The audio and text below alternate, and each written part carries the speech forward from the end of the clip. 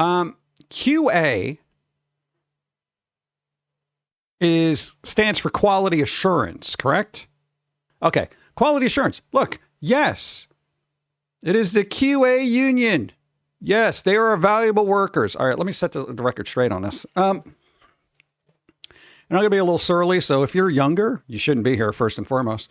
2, where the fuck are these quality assurance people? Because these motherfuckers, every time a game gets rolled out, it's fucking broken. There's always a fucking bug. There's always a fucking issue. And these motherfuckers in the Q&A department, if they're doing anything, how broken would this game have been if they weren't there? Because when I get it, it's a piece of shit.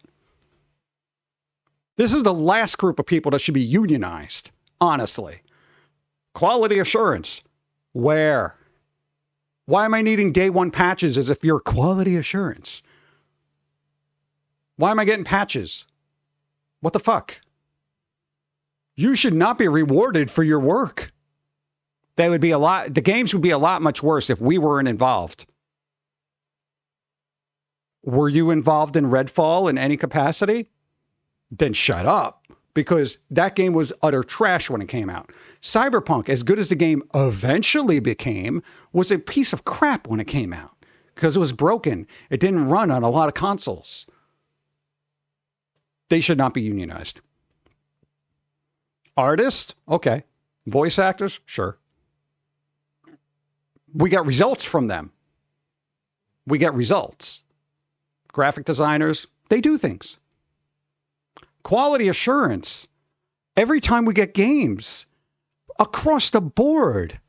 Oh, it's a buggy mess. Oh, this is messed up. This is broken. This is this. Blah, blah, blah, blah. Here's the patch notes. Don't worry. We're working on a fix. Blah, blah, blah. This is all I get from modern gaming.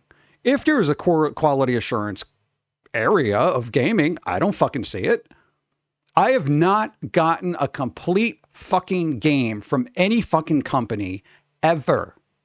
In the last probably 15 years.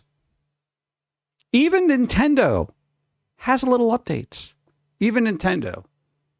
Their quality department probably could unionize, but Japan, who knows.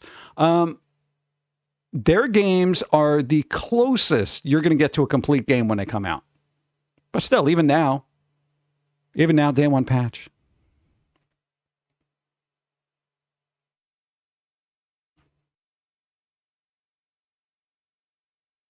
Quality assurance workers. Are you kidding me? God. Work QA, the people who put out the games don't necessarily listen to QA. Then why? Then why are they there? If they don't listen to QA, then why are they there? If they're going to make up their own mind and be like, well, fuck the QA department. Like that doesn't make any sense to me. It would take work to fix it. That's why quality assurance is there. To say, hey, this is broken, fix it. No. Well, then what are you doing there? That's not a job then. That's saying this is broken, but you're not going to listen to me and not fix it. So whatever, roll it out broken.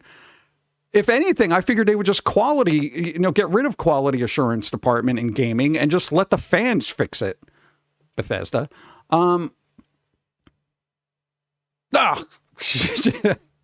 That's so annoying. Can completely agree with that because the devs will get butt hurt by the feedback. Egos at play. There shouldn't be any ego at play. Game broken. Fix it. Yeah, what do you mean it's broken? It's not a bug, it's a feature. Is that what your mom said about you when you were born?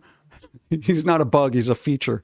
Here's the thing. If it doesn't fall on quality assurance, and it falls on the devs to actually implement what quality assurance is telling them to do, and they're not going to do that, then quality assurance doesn't need to be there, and they just roll out a broken game, which is what they do anyway, and then they have the community complain about it, and then here we are, getting day one patches. And eventually, Q&A is going to be replaced by AI, which is going to go through the code and say, broken, broken, broken, broken, broken, broken, don't worry, I got this. And then the devs are going to start losing their job because they didn't listen to QA to begin with. That's so frustrating. This whole thing makes no sense. For $80 games, I expect a finished product on release date with no bugs. You get an extra $20 out of everybody. Money's got to go somewhere, right? Now it's going to the unions. Yeah, we'll start churning out broken because that's what's been trained on. AI. I have used AI to code things, and it does what it can do, right? We had it working on code, and the code that it was working on, it worked, but there was a tiny little bug. I told it, look, this is what's happening. Oh, okay, well, let's try this. Okay, it did that. Blah, blah, blah, blah. It went back and forth, back and forth, back and forth, back and forth to fix this thing, which it eventually did. And it streamlined that code like a motherfucker, dude. That code, which was like a page long, it streamed down to a small paragraph. And it worked, if not more efficiently than what was there to begin with. So now it's just like, boop, it works. You get somebody who is willing to go back and forth with it, it'll fix it. It will fix it. And you just have to be able to tell it, well, this is what's still happening. You know, this thing isn't showing up in my inventory. This isn't what's happening. How do I fix this? What do we do? Here's the code. How do I fix it? You know, and there is a lot of back and forth to go with that, but it took us a couple hours to do it. But if you had a group of people doing on it, it probably would have been like 2 weeks. In all seriousness. Or if I had to figure it out myself, probably even longer, you know? Not saying it should be used to do heavy lifting, but you need to know the language. Oh, yeah, definitely. There's got to be somebody who knows what they're doing. And that's going to be the person that's going to excel in the AI field, is somebody who can communicate with it in a language it's going to understand and say, these are the variables that need to be fixed. You need to write out the code to fix it and then implement it and make sure it works. That's going to be that star human player in the inevitable industry that's going to be AI. You know, it will always need a human touch for now. You know, I guarantee you, there's going to be a single person development team that is going to come out with some spectacular games in the next 10 years. Yeah. So if you get a single person, you know, they have the idea, it gets fleshed out by AI. The AI makes the assets, implements the code, puts the asset where it needs to be, blah, blah, blah, blah. You know, you're going to have a one-person army making games in the future. I mean, we've done just some crazy stuff with just music. That's just music. I don't need a band anymore. I'm not going to go through the human error that is trying to get a band together that's functional. Don't need it. Don't need to be bothered. Come on, I need this done. I need this done yesterday.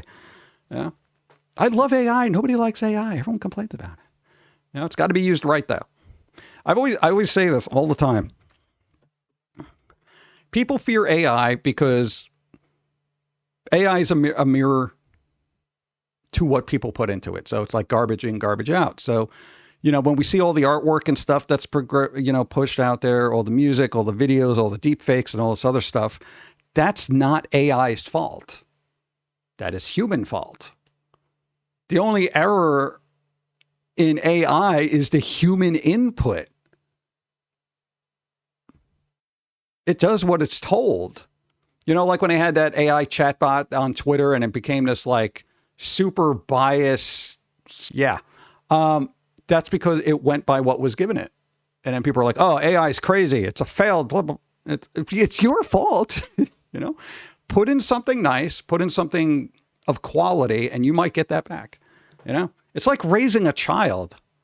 You know, AI is, the way I look at it, it's like raising a child. If you teach it right, it will surprise you.